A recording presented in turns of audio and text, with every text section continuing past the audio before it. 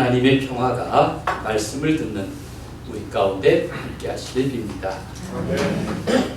지금은 무덥지만 또 휴가가 필요한 계절이기도 합니다.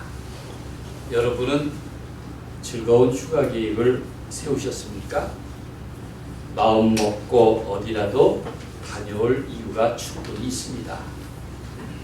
시원한 자연 바람을 쐬고 부부가 모처럼 호젓하게 손잡고 걷고 또 별렀던 맛있는 음식을 찾아 드십시오.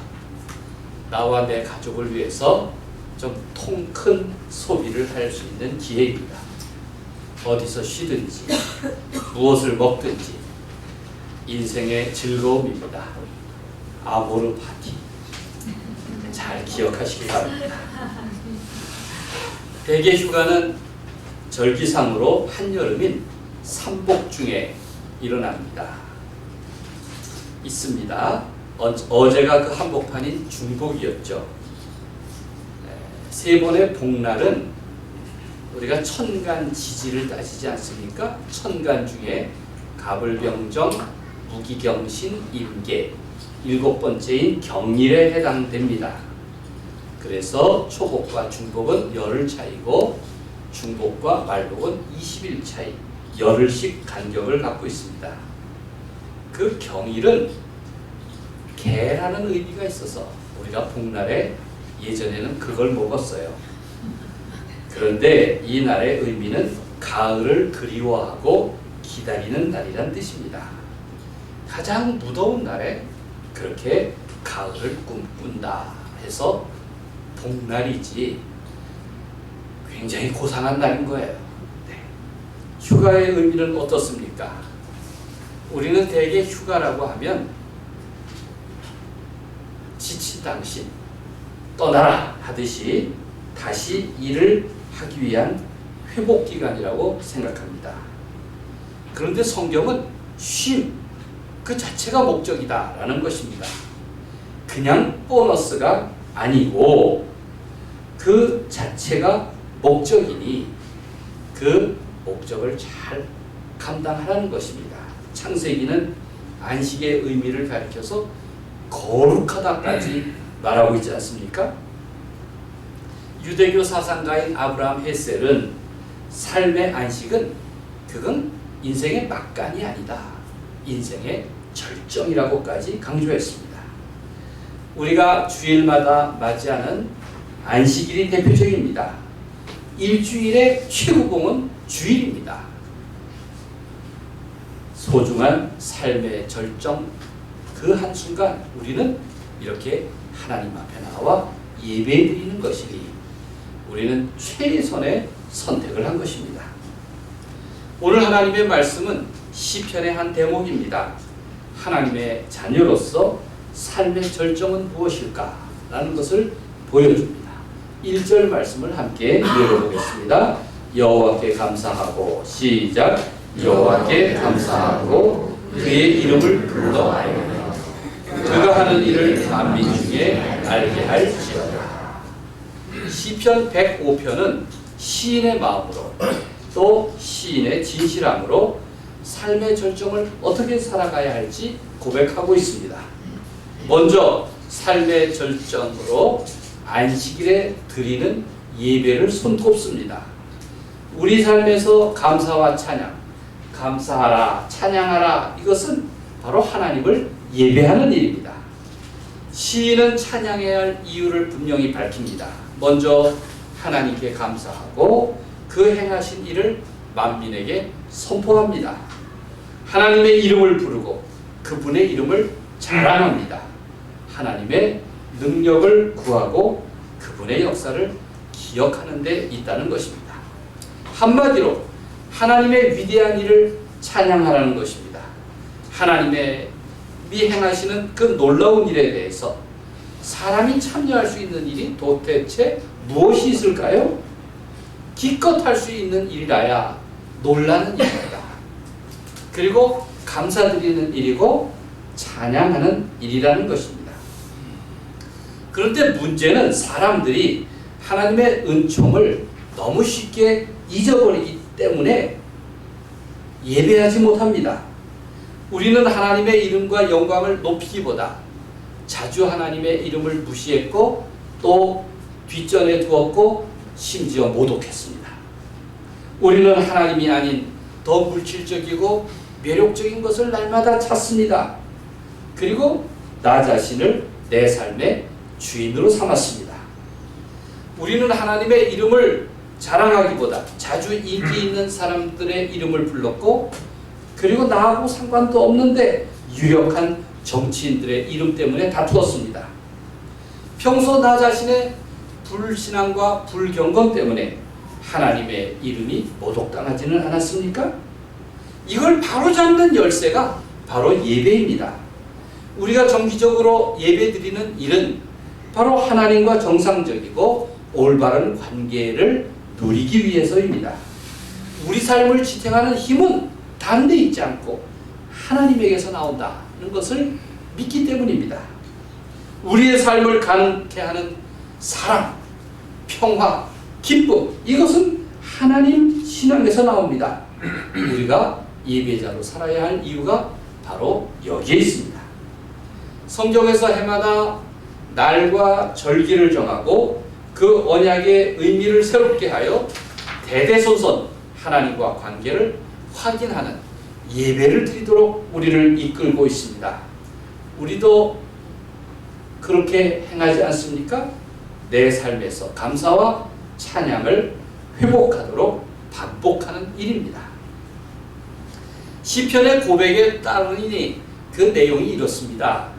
감사하니까 저절로 찬양하게 되고 또 찬양하다 보니까 더 깊이 감사하게 되더라 입니다. 시편 105편에 찬양하게 된 배경이 있습니다. 역사적 배경이 역대상 16장에 기록되어 있습니다. 이 시편 105편은 역대상 16장과 관련이 된 말씀입니다. 감사와 찬양의 배경이 예배에 있습니다. 이때는 다윗이 예루살렘의 성막을 준비하고 그 지성소에 언약궤를 둔 날을 다루고 있습니다. 다윗이 비록 성전을 짓기 전 임시적 용도로 만든 장막일망정 거기에 하나님의 약속인 언약궤를 둔 일이 얼마나 기쁜지 백성들과 큰 잔치를 벌입니다. 그들은 축복하면서 음식을 나누었습니다. 기록에 보면 모든 백성에게 그 기쁜 날을 맞아서 축하하기 위해 떡 한 덩이씩을 주고 야자 열매로 만든 과자와 건포도로 만든 과자를 하나씩 나누었습니다. 여러분 기쁜 일이 있을 때 우리 교회도 떡을 하잖아요. 맛있는 음식을 더 넉넉하게 준비하는 것과 같습니다. 하이라이트는 이 일을 기뻐하면서 크게 찬양한 일입니다. 그날 찬양대는 힘차게 찬양하고 백성 가운데 그 기쁨이 넘쳤습니다. 역대상 16장 4절 6절은 이렇게 기록합니다. 또 레위 사람을 세워 여호와 궤 앞에서 섬기며 이스라엘 하나님 여호와를 칭송하고 감사하고 찬양하게 하였으니 비파와 수금을 타고 재금을 힘있게 치고 항상 하나님의 언약궤 앞에서 나팔을 부니라. 비파와 수금, 재금과 나팔을 통해서 하나님께 감사하고 찬양하였다. 이게 그날의 모습입니다. 성경에 보면 다윗의 생애 가운데 이만한 절정의 순간이 없습니다. 전쟁터에서 승리할 때도 이러지 않았습니다. 다윗 임금이 즉위할 때도 이러지 않았습니다. 이만한 감격이 없었습니다.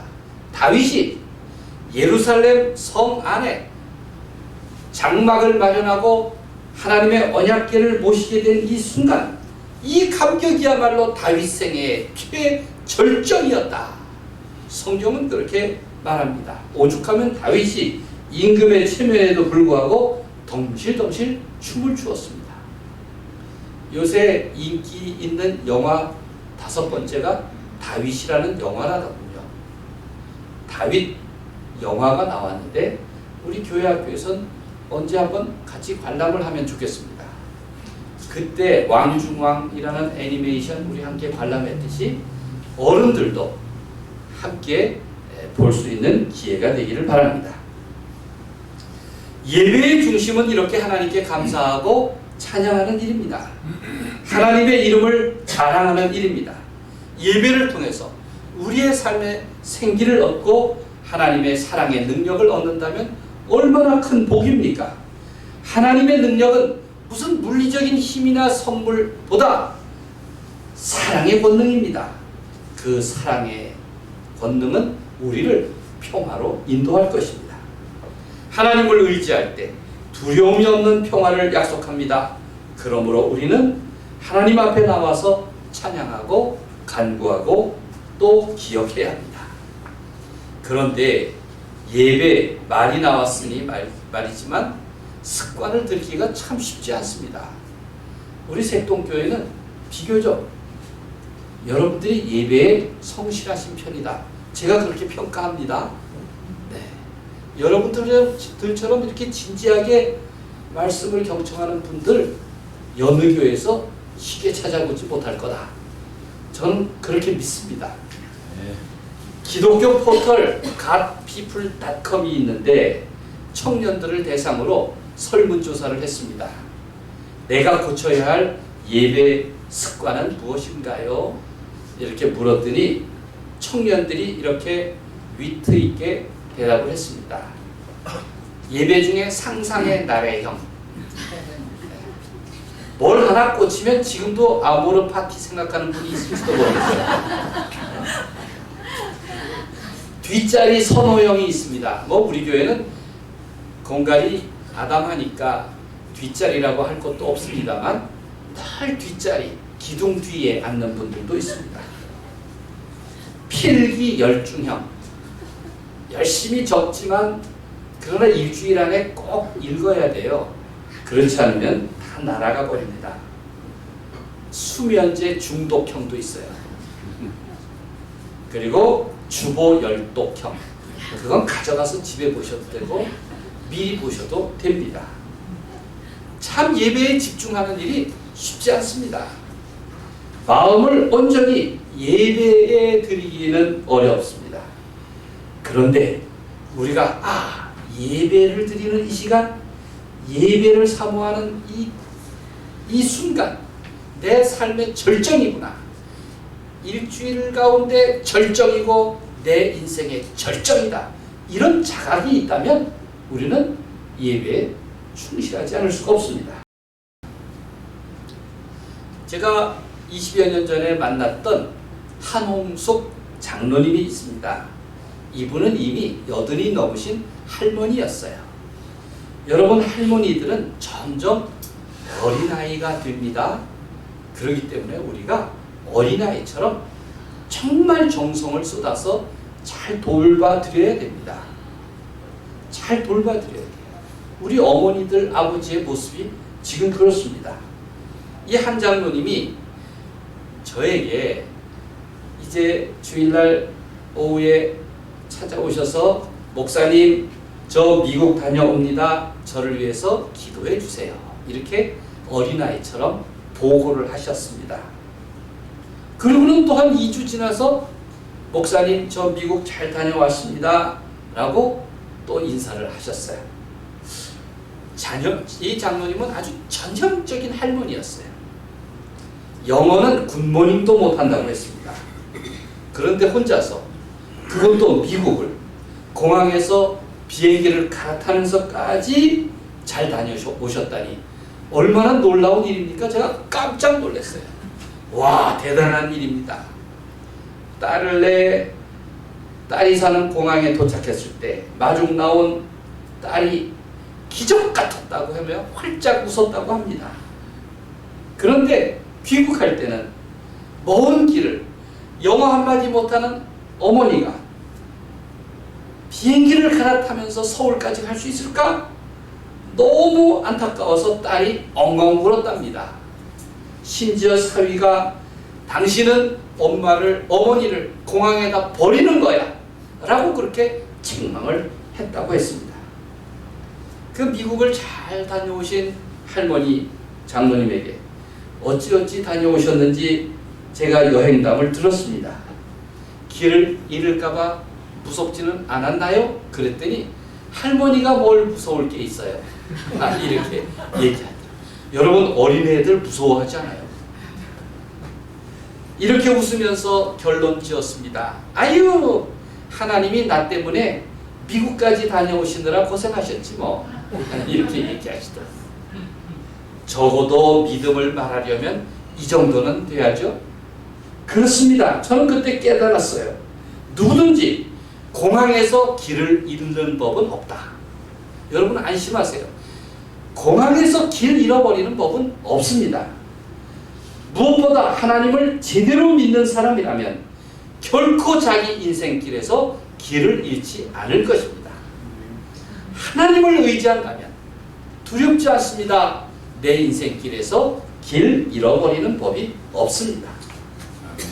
우리는 평소 생활 속에서 하나님께 감사하고 찬양하면서 하나님과 과연 올바른 관계를 맺고 있는가? 그 관계를 유지하고 있는가? 늘 점검하고 확인해야 합니다. 그것이 내 인생의 절정인 예배입니다. 우리는 예배에서 개인의 종교 체험에만 머물지 않습니다. 예배는 내 종교 체험뿐만 아니라 우리 신앙 공동체, 그리고 이 세상에 하나님이 개입하시고 역사하신다는 그 구원의 사건들을 늘 의식해야 합니다. 개인에게만 머물면 사람이 편협해집니다. 그런데 하나님의 언약 백성이란 사실을 염두에 둔다면 우리가 우리 사회의 평화, 세상의 안녕을 위해서 기도하지 않을 수가 없습니다. 예배드리는 사람이라면 그 구원하심에 대한 감사와 찬양을 합니다. 거듭거듭 찬송하고 기도하고 말씀을 통해서 고백합니다. 그 가운데 역사적 고백이 담겨 있습니다. 오늘 본문인 7절, 8절을 읽어보십시오. 함께 읽겠습니다. 그는 여호와, 시작. 그는 여호와 우리 하나님이시라. 그의 판단이 온 땅에 있도다. 그는 그의 언약 곧 천대에 걸쳐 명령하신 말씀을 영원히 기억하셨으니 이 구원의 사건을 나와 우리 사회와 이 세상에게 알려야 하고, 그리고 선한 영향력을 끼쳐야 하고, 이를 위해서 선교적 사명을 결심하는 것입니다. 우리가 고백하는 이 시편은 끊임없이 이 일을 반복하고 있습니다.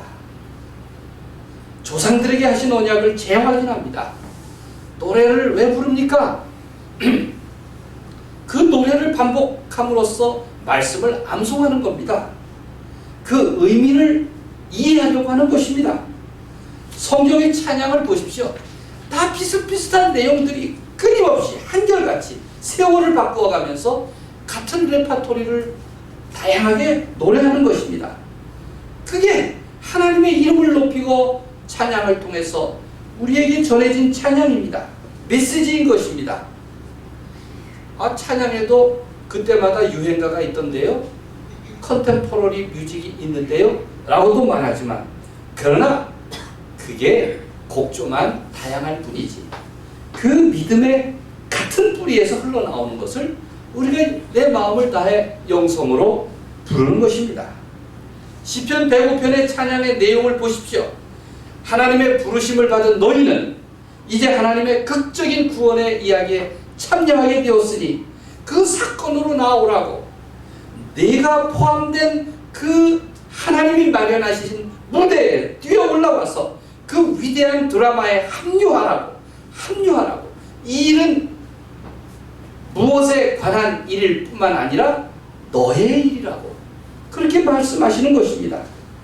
가장 놀라운 것은 하나님의 구원 사건에 그 사건이 지금 나와 연결되어 있다는 것입니다.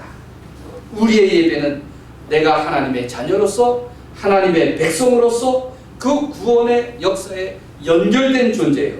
특별히 사랑받는 하나님의 자녀임을 재발견하는 일이라는 것입니다. 우리가 찬양하는 이유는 그 즐거운 곡을 음미하고 흥분된 감정 때문이 아닙니다. 내가 찬양하는 이유는 바로 하나님이 나를 부르시고 내 삶에 개입하시기 때문입니다. 내게 사랑의 능력을 주셨기 때문입니다. 나를 언약의 백성으로 부르시고 그 구원의 사건에 참여하게 하셨습니다. 그러니 우리가 감사하고 찬양할 이유인 것입니다. 성경에서 시편은 150편 절절히 마음으로 찬양하라는 것입니다.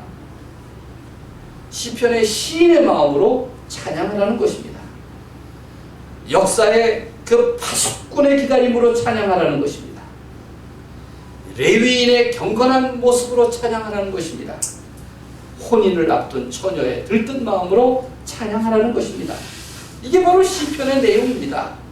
시편 105편의 클라이막스를 보십시오. 3절 4절을 읽어보겠습니다. 그의 거룩한 이름을 자랑하라. 시작.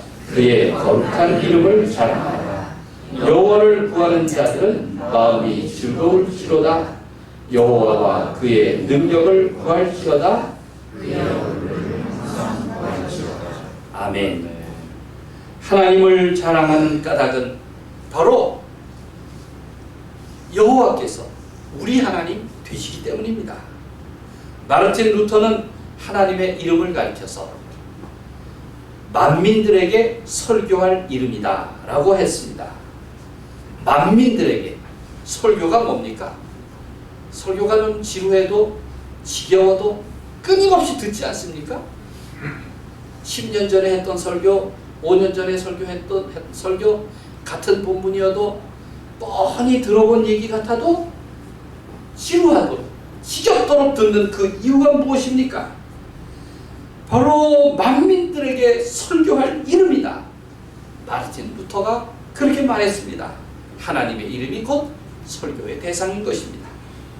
예수님도 그렇게 말씀하셨죠. 주기도문을 통해서 우리가 매주일 시간 반복하는 주기도문, 이름이 거룩히 여김을 받으시오며 라고 가르칩니다. 이 기도가 그의 거룩한 이름을 자랑하는 것, 끝없이 반복하는 메시지 아닙니까? 내가 할 일은 예배 중에 내 거룩함이 아닙니다. 나를 거룩하게 하는 것, 경건하게 하는 것은 가당치도 않고 가능하지도 않습니다. 다만 내가 할 일은 하나님이 얼마나 거룩한 분이신가 겸손히 가난한 마음으로 감사하고 찬양하고 고백하는 일입니다. 어거스틴은 말합니다. 찬양하는 일은 2배로 기도하는 일이라는 것입니다. 찬양한다는 것은 2배로 기도하는 겁니다. 가사로 기도하고 곡조로 기도하고, 우리가 부르는 찬송과 찬양 곡들은 다 그런 하나님의 이름이 중심에 자리 잡고 있지 않습니까? 주의 이름을 거룩하게 여기는 일입니다. 저는 찬송가를 사랑합니다. 우리 교회는 한 달에 한 곡씩 찬송을 정해서 한 달 내내 반복해서 부릅니다. 왜 그럽니까? 세상에 어떤 노래보다 하나님의 이름을 높이는 것이기 때문입니다. 오죽하면 우리 교회 카페에 목사가 부른 무반주로 부른 찬송가 645곡이 담겨 있어요. 모르시는 분들이 아직도 있는 것 같아요. 여러분 중에 애창곡들이 있죠? 18번지가 있을 겁니다. 그 곡 중에 하나, 찬송곡 하나 넣어보세요. 어느 자리에서 1절부터 4절까지 불러보세요. 갑자기 믿음 좋은 사람으로 등극합니다. 여러분 4절까지 암송하는 거 결코 쉽지 않습니다. 그런데 한번 도전해 보세요. 아모르 파티 이상 효과가 날 겁니다. 정말 대단한 일이 될 겁니다. 성 베네딕토 수도회의 규칙 중에 이런 얘기가 있습니다. 우리가 하나님 앞에서 우리를 시편화하라는 것입니다. 우리가 하나님 앞에서 우리를 좀 시편처럼 하나님의 이름을 사랑하고 감사하고 찬양하고 고백하라는 시편화를 원한다면 우리의 마음이 우리의 목소리와 조화를 이루게 될 것이라고 했습니다. 우리가 시편을 사랑하고 시편화하는 삶을 배울 일입니다. 그것이 무엇입니까? 복 있는 사람의 길을 따르는 것이고 나의 목자를 따르는 삶을 사는 것이고 하나님을 예배하는 기쁨을 누리는 것입니다. 그게 시편화하는 삶입니다. 그런 사람은 누구나 찬양하는 사람들, 천사들의 버금가는 찬사들이 될 것입니다. 노래 실력이나 연주 실력이 문제가 아닙니다. 하나님 앞에서 바르게 살려는 마음, 하나님을 의지하는 가난한 마음, 이것 때문에 우리는 언제나 찬양하는 사람들, 찬사들이 됩니다. 바로 여러분 자신이 그런 시편의 사람들이 되시기를 간절히 소망합니다. 하나님의 은총을, 하나님을 찬양하고 그 이름을 자랑하는 여러분 위에 언제나 함께 하시기를 주님의 이름으로 축원합니다. 기도하겠습니다.